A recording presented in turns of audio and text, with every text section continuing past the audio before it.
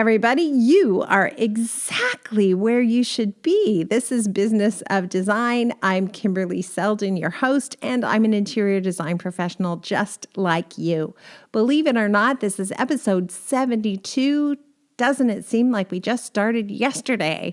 And we are going to explore a topic I really love, which is the idea of collaboration, and specifically collaboration rather than competition. Now, I know for sure that there are plenty of jobs out there in the world with my name on them. And I'm positive that no one can steal a job that's meant for me, and no one can steal my clients. And there is always room in the garden for another rose, as Leah Ansel says in this episode. And I would say that my belief is very strong and has been made stronger still by some unrelated classes I've been taking recently. I have signed up for some improv classes. I am taking classes at Second City in Toronto, and then in the winter, I take classes at the Groundlings in Los Angeles. Now, I thought this would be pretty easy because I'm comfortable speaking in front of a crowd and I'm familiar with being a performer. And I thought maybe I'd be a natural at this, but it turns out it's way harder than I thought. And there are times when I leave class and I think I am the biggest moron that ever walked the face of the earth. But I'm determined to hang in there long enough to kind of get a grip on this. Now, I'm telling you this because there are some things that I'm learning in improv which really adapt well to business. I did a little research online. Of course, I'm not the first person to have this thought. There are thousands of articles on it. And I grabbed this one from the Forbes Leadership Forum. And it's an article by Jesse Cinto, who is a lecturer at Columbia University in Strategic Communications. So Jesse's thoughts on how improv benefits the business professional kind of align with my thoughts. And then I'm going to end with how I'm tying this all to this episode, which has to do with collaboration versus competition. But Jesse's first thought about improv is that it improves communication. And so the basic premise is simple. Improv performers don't know what's going to happen on stage until they're up there. Every scene begins with a suggestion from the audience, or in my case, from the teacher, and the performers start with that prompt, making up a story as they go along. And although it is improvised, the process draws on some principles, the first among them being the idea of yes and. Simply put, yes and means performers accept whatever their scene partners do or say as part of the reality of the scene, and then build on that with their own contributions. You have to be present in the moment. You have to be listening really carefully, and you have to contribute freely. And these skills turn out to be particularly useful in workplaces that rely on adaptability like ours. For example, if my scene partner says, "Hey, mom," I can't turn around and go, "I'm not your mom, I'm your dad." I have to immediately become that person's mother. And it might mean that I have to walk a little bit differently or talk a little bit differently and interact with that person differently than I thought I was going to when I got up there. I might have in mind that I am a cowgirl on the prairie, and my scene partner turns around and says, "Hello, Sister Mary, the convent looks lovely today." And suddenly I'm a nun. Right? And I'm not thinking I'm a nun. I'm off thinking I'm going to be a cowgirl. So it does involve intensive listening and the ability to adapt to what you're hearing. And that is a skill that I need to use every single day, particularly when I'm at that consultation and when I'm at trade day. I'm intently listening not only to what the client says, but to what the client doesn't say and to what the client does. Obviously, improv training can also help with your presentation skills. So if you're someone who feels a little bit anxious about doing presentations, you're a little bit uncomfortable being on center stage, it actually might be a wonderful thing for you to check out at a local community college. Improv will teach you to be more expressive, to show more emotion, and to mirror what your partner is doing. That's another skill that we use in improv a lot. But another concept I can take away from improv is this. When I go on stage with a classmate or several classmates, When I go on stage with that person, my partner, it's my job to help that person shine. It's my job to set that person up for success. The teachers are constantly telling us, don't try to be funny. Listen to your partner and then set them up so they know exactly what's going on. And funny will happen on its own because it does, but it's never funny if you force it. And that right there has everything to do with competition. I see classmates get up on stage and one person's trying to be funny and ignoring what their partner says, and that tells me that they're competing with that person rather than setting them up to also be successful. And as an audience member, that makes me really uncomfortable. I can tell that that person who's trying to be really funny at the price of the other person standing beside them does not really have that person's back. Conversely, when I see two people really trying to assist each other, yes-and each other, encourage each other on, go with the flow, as an audience member, I can relax, I can enjoy the show, I can find funny in things that are completely ordinary, and everything works beautifully. So in improv, there is no competition, not in really good troupes. Rather, the idea is to make your partner succeed, and then your partner's job is to make you succeed. Together, you're both going to elevate the experience of the show, and that's what this episode is about. If we hoard information, if we don't lift up those designers in our neighborhoods, in our cities, and help them do better, we actually won't improve the industry. Conversely, if we share generously, if we grab a hold of that person who's struggling and try to give them feedback and guidance and share the name of a trade who can make them look good, we're going to lift up the whole industry. In this episode, as I said, you're going to hear from Maury Riad of Fuego and Leah Ansel of Space Planning Technologies. And again, Leah stepped in on behalf of Lori Lazur from the interior design community. You're going to also hear briefly another voice which may be familiar to you, and that's Janine Laudenbach. She is Business of Design's program specialist. She was with us in New York City for the Business of Design meetup, and she chimes in as we are struggling to get the conversation started. So thank you, Janine, for that. Let me tell you about Maury. For more than 25 years, Maury Riad has worked in the world of interior design. He's the steward, along with his brother, of the Fortuny legacy. Together, they brought this 100-year-old firm online and into modernity. And now, he's tackling the interior design business, working closely with designers and sharing what he sees as seismic shifts in the industry. Fuego is a shared workspace in New York City, providing designers with an unmatched resource library, software, access to top-tier product vendors, and sourcing and business support, even bookkeeping.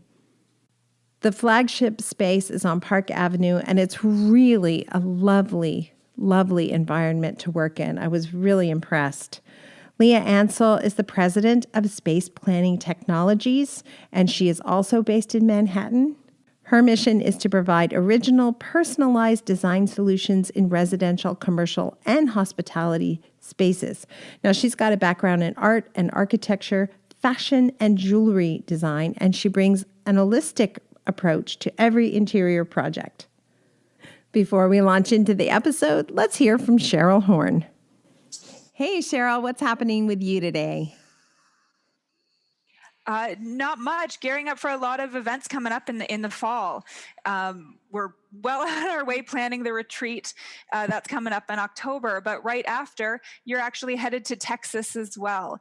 So if you're in the area, we've had a lot of inquiries for this as well. We've been talking about doing our next meetup there. So we have dates planned for the 25th and 26th. You're doing 3 different cities, but check out the website for details if you're in the Texas area. Okay, so that would be, we think we're in Austin on October 25th and in 25th. Houston and Dallas on the 26th. We're looking at a morning event and then an evening event. And then I'll be spending the weekend with my girlfriend. It's starting to be obvious to me and probably to everyone listening that Business of Design is my gateway to travel. We're making it work. Because in March, you're also headed to Australia. Yeah. Am I tired yet? No, I'm not tired yet. This is great. This is great. Australia's been on the list for a long time. So details are finally on the website. March 2019, Kimberley Business of Design will be in Australia.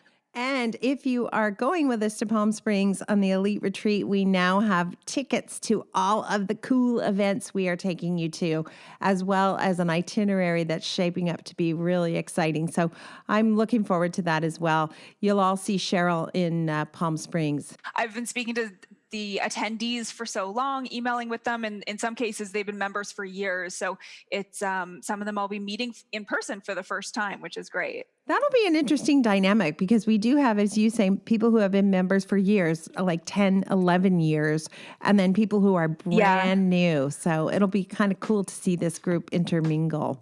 You have a fabulous week. Yeah, you too. I'll talk to you soon. All right. Welcome to the Business of Design podcast with Kimberley Seldon. Business of Design is the coaching community for independent designers like you. We know it takes more than hard work and talent to successfully run a professional design firm. There are proven business strategies that can solve your immediate business challenges and transform your life. Don't try to do this alone. Join today and you'll have access to more than 100 video courses plus Kimberley Seldon as your mentor and guide. Unlike traditional coaching, which can take years to produce tangible results, BOD is a fast track to immediate results for independent interior designers, decorators, architects, stagers, and landscapers just like you. Monthly membership is only $67.50. Annual members save 2 months and have access to Kimberley's contracts. What are you waiting for? We all know design matters. At Business of Design, we think designers matter too. So this is fun. I'm finally at Fuego. Maury, thank you so much for having me. You're welcome. Awesome having you here. I invited myself. Well, the Business of Design, Kimberley Seldon. I mean, you are the one that invented the name, right? Business of Design? That's right. That's right. You were noticing that there are a lot of imitators these days. So yeah, we're fully aware of who they are as well. But I was immediately drawn to the concept of Fuego and the fact that as a designer who worked for myself when I first started out, if I could have come to a place where I could share the space with other designers, have built-in collaboration, have other designers have my back, and have a Park Avenue address? Yeah. Are you kidding me? Yeah. I would have been here in a heartbeat. So what you're doing is really important. Thank you. Thank you. Well, it's something I noticed for a long time, how fragmented, how much I noticed designers were really on an island and thirsty for each other, thirsty for their company, thirsty for people to be sounding boards for the challenges of their everyday lives. And I tell you, putting it all together here at Fuego, very, very nervous doing it. It was, in a way, an experiment. How is it all going to come together, all these incredible artists underneath one roof? But the experiment has turned out to be a marvelous success, so we're very proud and happy.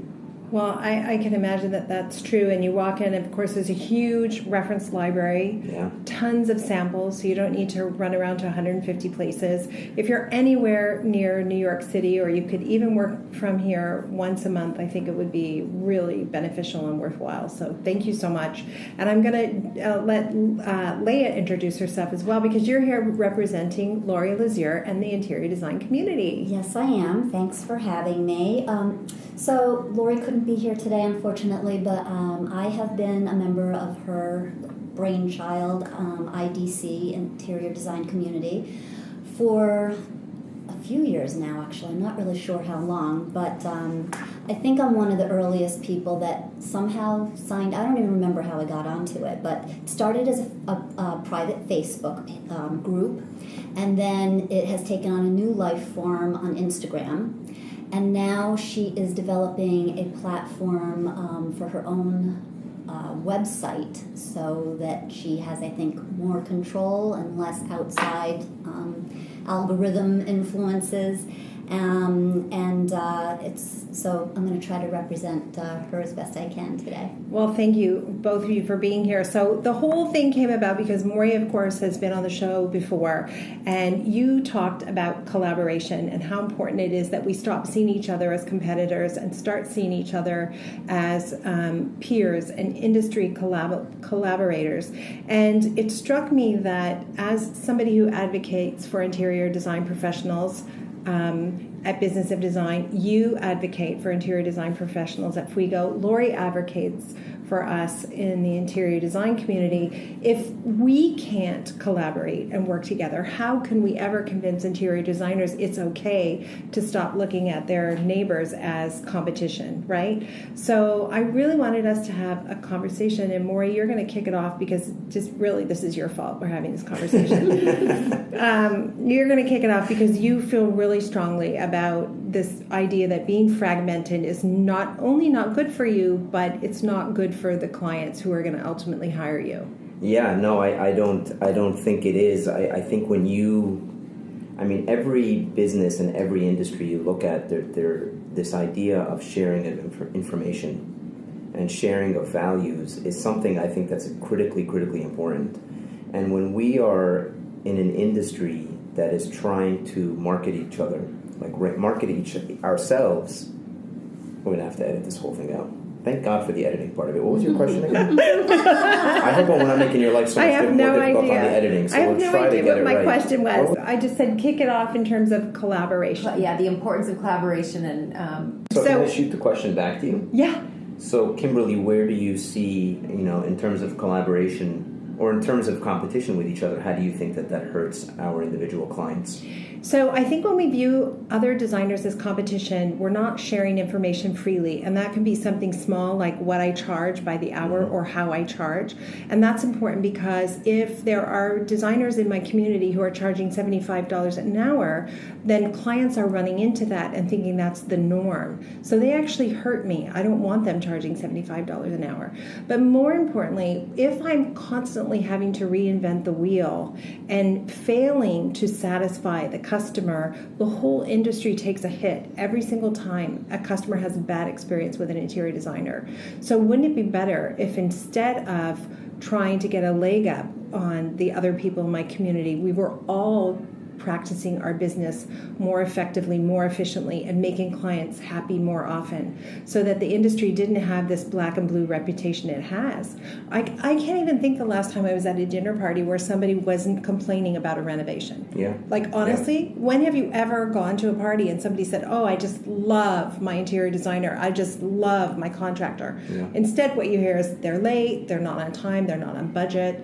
So Business of Design's philosophy is if you're going to be in this business, you have to be at the very least on time and on budget. Mm-hmm. And if you don't know how to do that, then find a group of peers that can help you do that. Yeah. Right? Does that make sense? Yeah, absolutely. It makes a ton of sense. I think we can help each other build better businesses. And I think when we all do run better businesses, the whole industry will be elevated for sure. Yeah. I mean, there's no doubt about that part of it. Did you find when people were signing up to take space at Fuego that they were concerned about having another designer beside them, maybe overhearing their conversations, finding out who their clients are, figuring out their sources? How much of that have you had to overcome? To be honest with you, I think any designer that has approached us has understood that being on an island is more damaging than being in a collaborative environment. That the power of competition, or how can I beat and crush my my colleagues for more projects, there's very, very little upside to that. And there's plenty of business to go around for all of us. And that to come into an environment where I can get strategic information about my business, where I can be around other successful peers of mine and see the way they've done it, to just have access to this incredible wealth of shared knowledge that happens inside the studio, they've seen that is a much, much more powerful concept. And quite frankly, a lot more fun than trying to figure it out on your own and trying to compete on your own. It just simply doesn't make any sense. Yeah, it's such a lonely business. Isn't that what you guys are finding at IDC, that people are just so isolated? Yes. What's wonderful about IDC is, that it really it's a safe place for designers to get, on their computer or the phone, whatever, and pose questions to each other and ask each other, well, how do you handle this? Or what do you charge? Or how does your proposal? Very specific questions that in the past have really been taboo, that you didn't ask other designers, oh, what do you charge? And how much is your retainer? And what source are you? And it's just become this safe, open forum that is a wealth of information. Everybody's really open to sharing because it is closed to professionals. And we are all just willing to help each other out. And I think that it helps the industry out because it is kind of self-correcting and self-creating some standards. Some people are saying, oh, well, I'm only charging $75 an hour. Someone else saying, I charge $275 an hour. Well, where do you live?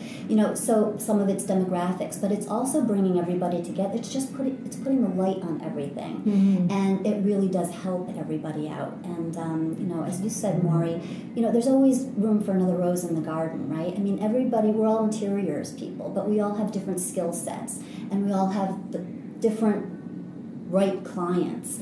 And sometimes people even share clients. I have so-and-so, this isn't the right project for me, maybe someone in this area can take it, and it's been just fantastic. So here's one of the challenges. We launched Business of Design in 2005, and I will never forget the first time I spoke to a group of designers. It was nothing formal. It was just me sharing what I had learned from the business coach I hired.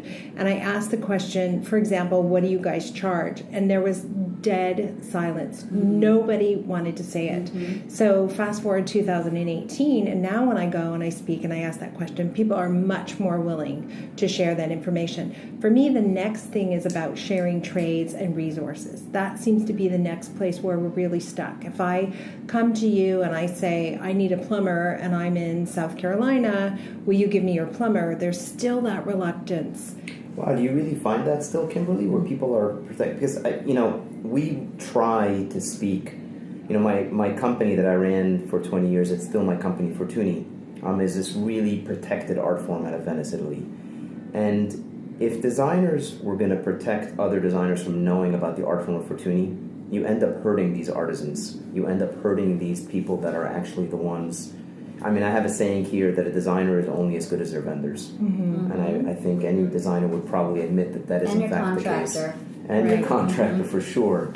So I think when you protect your sources, you inadvertently hurt those sources that you're trying to protect. Right. And in a way are kind of accelerating their obsolescence in a way. It's really true. And now where it's different, of course, we must have specified over the course of our interior design business, I must have specified 18 Fortuny lamps, because there was a time when every client was asking for that by name, right? It's such a beautiful product. You can't really keep that a secret, because once you're published and it's in a magazine, everybody's going to rush out.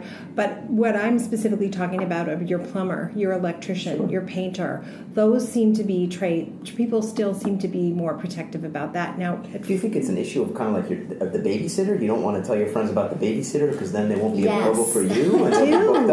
I do. And you're literally what you said, you're starving that tradesperson to death by not letting them work for other people. Completely. I feel much more comfortable personally giving references for other tradespeople to other designers. I don't feel comfortable giving them to clients. Never. Because that never. I won't do. Hire a designer and they will tell you who to use. Yeah. Well, of course, that'd be like going to the steakhouse here in the city and then asking them, oh, by the way, who's your butcher? Exactly. So I never have to come here and pay $55 a steak again. I can just make it at home. But there is a lot of exchange of this kind of information also in the IDC community, and a lot of times it's for people who are doing a project in a new location. And they just don't have, the resources there. So because it's online and there are people all over, a lot of, people will step up and give local references, which is, again, just, so amazing. So it's starting to happen, I guess is what we're seeing. Yes. Is it's starting to happen that people are loosening up a little bit. People ask for vendors and, posting pictures of material or a chair. Where can I get this? Does anybody know who this is? And 20 people respond like that. Yeah. It's very, very, just incredibly collaborative and open right now. Yeah, I mean, here at Fuego, I mean, freely sources are shared.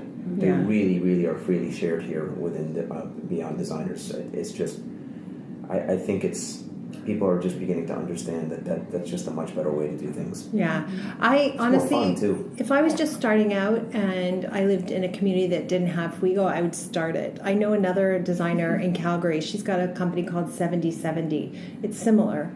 And the atmosphere there is just so different than the atmosphere of being alone in your home office, pulling your hair out because you can't solve the problem that just came your way, right? Sure. You have all these people around immediately to go, oh, don't worry, this is going to work out. Have you thought of trying this or this or this?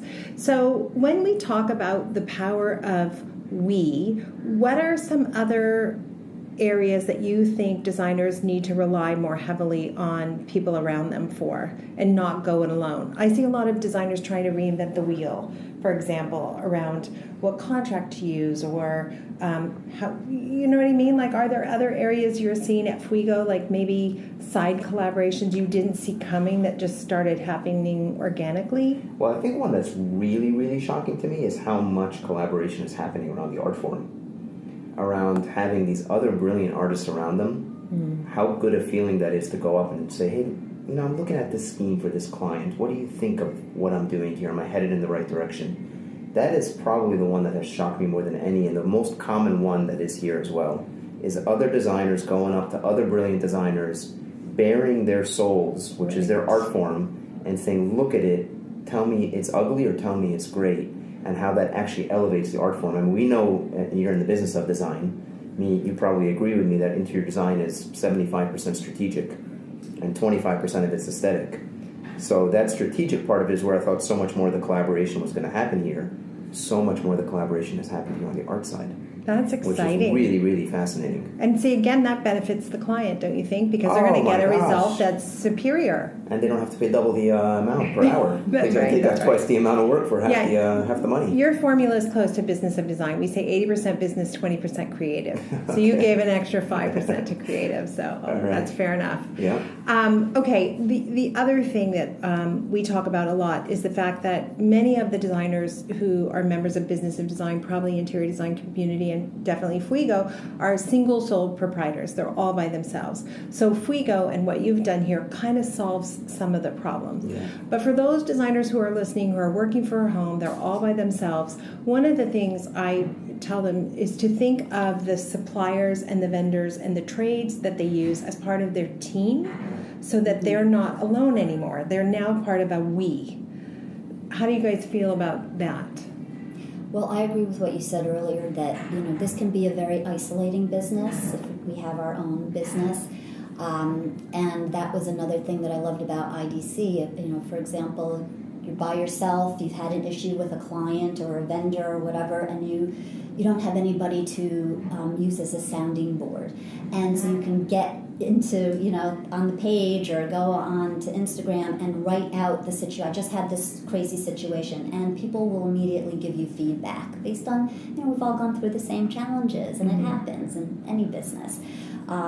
So that is super helpful to just have, you know, an immediate sounding board. It's so supportive. People will give you advice, you know, based on what they've been through. So it's really essential for, you know, you are maybe still sitting in your office by yourself, but you feel that you're surrounded by, and it's in real time. Yeah. So it's just, it really, really makes a big difference.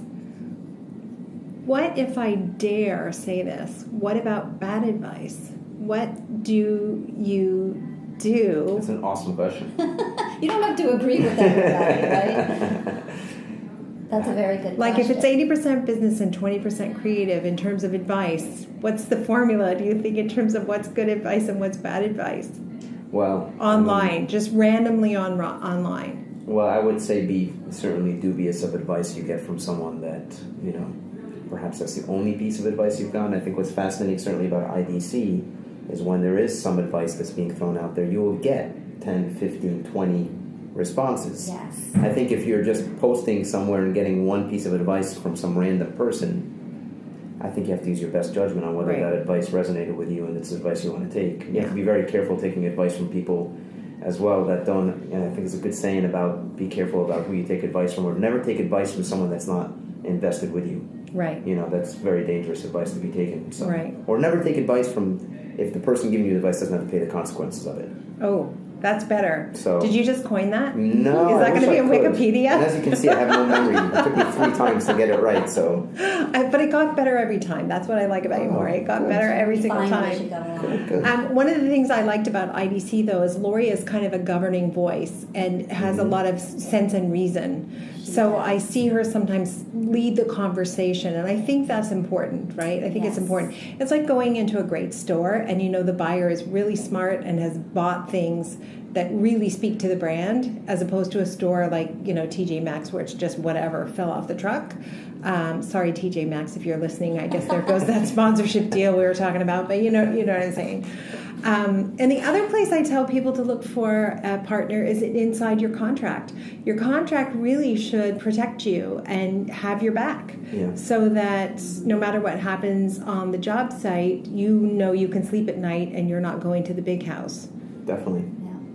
Well, I think that's a place where collaboration can definitely come in. I mean, if the industry could, give us a certain standard of selling our services, a certain contract of selling our services, I think that is probably the single biggest way we can grow our industry. I spoke a lot about that.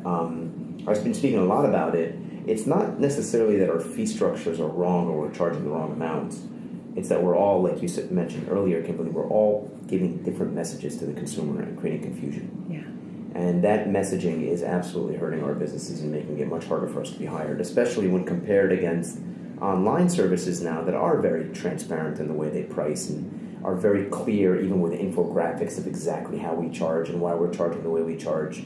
You now go out to the market of independent interior designers, where I think you're going to get a better quality of product. To be honest with you, you're going to get an invested small business owner in America, working on your project for you. I think that's a great place to get, your design. You are hurt by these mixed messages you're hearing from all over the place. I think the profession needs to be licensed in the United States of America. I really, really, really do believe that the interior design industry should be licensed. You shouldn't just be allowed to call yourself an interior designer just because you woke up in the morning and moved some furniture and now I'm an interior designer. Agreed. That's very damaging as well to our industry. Right. There should be some kind of licensing that is acknowledged and accepted out there in the universe, where clients can go and say, hey, you know what, that guy's licensed. I can at least trust him to run a certain form of business for me and trust him with my money to design my home. I think that's critically important. So licensing, I think, is important. The way we do our contracts, I think we should be standardized around it. Look, they're hourly, fixed fee, all of that. Some projects and some clients are better to be one way than others. I think it's very dangerous to try to say this is the fee structure to end all fee structures. We're probably having an easier time finding out the meaning of life than trying to find a fee structure that's going to work economically for all design firms and all clients. Because design firms, too, have different processes, different artistic processes. One firm may need 4 people to do $1 million job because of the designer's process, where I've seen one designer working 1 day a week doing $1 million job. Mm-hmm. So that those have different cost structures, those different businesses. Mm-hmm. They have different value propositions that they're presenting to their clients. They shouldn't have the same fee structure. It doesn't make any sense. Well, wouldn't they have the same fee structure if what you're selling is the result? If the result is the $1 million project finished and beautiful, does it matter to the client if that was done by one designer or done by a team of 7 designers?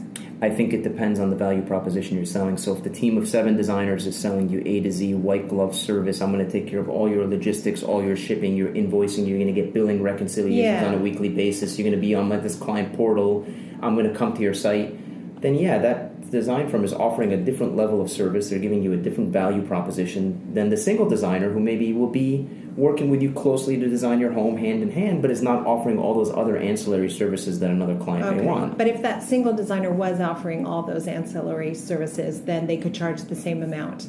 I never like to think of the idea of limiting that person who's effective and efficient and is really good at their job just because they're one person, they don't have the same overhead. It's okay to be way more profitable. I think it's more than okay to be way more than profitable. I knew you did. I can hire one artist to do my portrait and pay him $1,000 and hire another artist and pay him $1 million to do that portrait. And that $1 million portrait, it just aesthetically speaks to me. Me as a client, that aspirational side of me is like, okay, I'm going to spend $1 million for it. That's perfectly fine. I don't think there should be any limit on this art form of how much we charge for it. Right. At all. I mean, if Stephen Gambrell, who was this brilliant designer here in New York City, yes, he is. If he can command $5 million for a home and there's a client willing to pay for it, because they want his art form and his unique art form. That's right. That's good business. You go, Stephen. There's nothing wrong with that. There's It's an open absolutely market. nothing wrong with Yeah. that. Okay, good. Okay, so we violently agree. That's what I'm hearing around the table. We violently agree. But I want to get back to this idea of industry standards. Even though every project is different, I think of photographers. I think photographers have done something really right. They take a photograph of a room that you've designed. You pay them for the rights to use that photograph, but they own that photograph. And that's an industry standard. And when you hire a professional photographer to shoot your rooms, you know you have to work with that standard. So there must be things as designers. Yes, I agree. We want licensing for interior designers. I think we want licensing for decorators too. Different type of performance, but I think they have just as an important job, and stagers as well. So maybe licensing is one thing. What about fee structures? What if those fee structures were more commonly known and agreed that superstars like Stephen Gambrell get to fly out of the galaxy when and if they can? Contracts, that would be another thing that it would be nice if there was some sort of standard. Definitely. In terms of what should be in your contract to protect the client and to protect you. Are there other things that we need standards on? It's so tricky because, as Maury said earlier, every project is so unique. There is always a unique set of dynamics. And, using New York City as an example, doing an apartment in New York City is going to be a completely different experience than doing a home in the suburbs.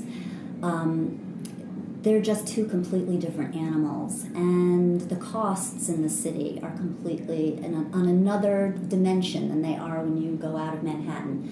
But, aside from costs, just every project is new, even though, I've been doing this for almost 20 years, and I still learn something new on every project, and it's still a completely new animal. Every time it's a different space, it's different people, different personalities, different needs, different desires, different budgets.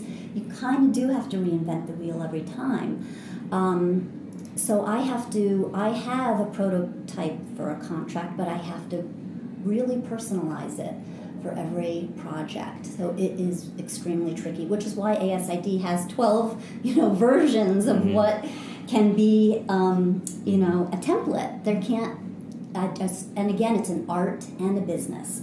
So very hard to confine art.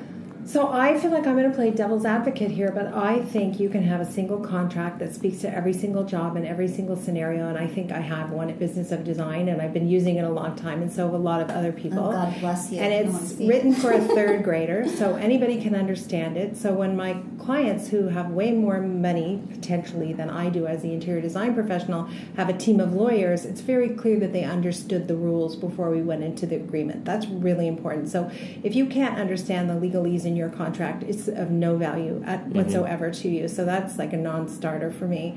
But the other thing is, I know exactly what you're saying, Leah, because when I first hired my business coach, that's what I said. Every project is different, and she said, no, you've got to start thinking of yourself like a Starbucks, where you're selling an experience that can be repeated effortlessly every single time. So that's where the standardization happens, right? In the experience, not in the aesthetics. That's the art. But in the business side, you bill on a regular basis. Whether the industry should start billing definitely. once a month.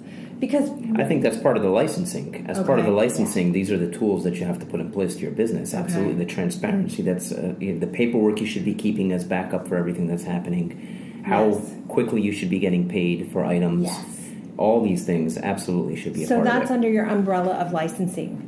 Definitely. So licensing sounds like for you that would be like the biggest part of this. 100%. I think licensing, you have to adhere to a certain set of practices and policies in terms of the way that you bill. It's a part of it. Yeah. And all great firms are already doing it. Yeah. I think any great business, and there's many, many, many great interior design businesses that are already operating with such impeccable levels of, paperwork, documentations. The billing is perfect. The purchase orders are perfect. There's policies around everything. It's amazing. The issue is that information doesn't get shared. Yes. It's kind of proprietary information for that firm.